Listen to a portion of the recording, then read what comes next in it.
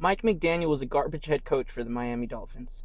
Mike McDaniel used to be the head coach for the Miami Dolphins. Now he is the offensive coordinator for the Los Angeles Chargers after getting fired this offseason by the Dolphins.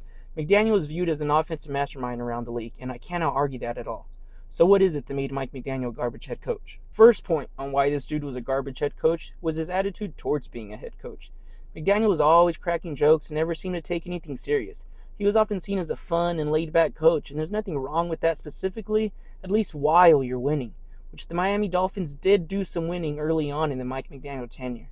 But if the winning goes away and your carefree and silly attitude stays, it's going to rub front office and players the wrong way. You're coaching the strongest, fastest dudes on the planet with a pretty decent team on paper, yet you're losing games and can't seem to lead these men.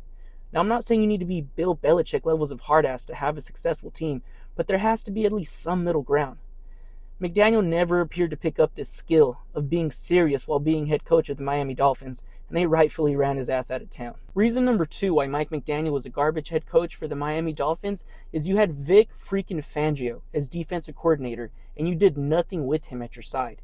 This legend of a defensive coach went to Philly and helped lead the Eagles to a Super Bowl blowout win over Patrick Mahomes.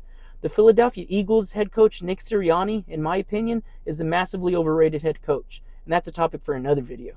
But Sirianni had a team led by veteran players and had an incredible coordinator duo of Vic Fangio and Kellen Moore. So why couldn't Mike McDaniel do something with Fangio at his side? I think we all know the answer. Miami Dolphins do not seem to be a well-ran organization, and the Philadelphia Eagles sadly do seem like a well-ran organization under Howie Roseman. Combine the bad front office with the head coach who doesn't know how to lead a room full of men, and you get a Miami Dolphins team who was good on paper, but fell way below expectations this past season. Now, I don't want to end on a depressing note, because Mike McDaniel is a human being who at least seems like a decent man. And around here, we love redemption arcs. So now, Mike McDaniel is offensive coordinator for the LA Chargers. He has a QB who most perceive as a bona fide badass in Justin Herbert. He has less responsibility in LA than he had in Miami, obviously, by going from head coach down to offensive coordinator.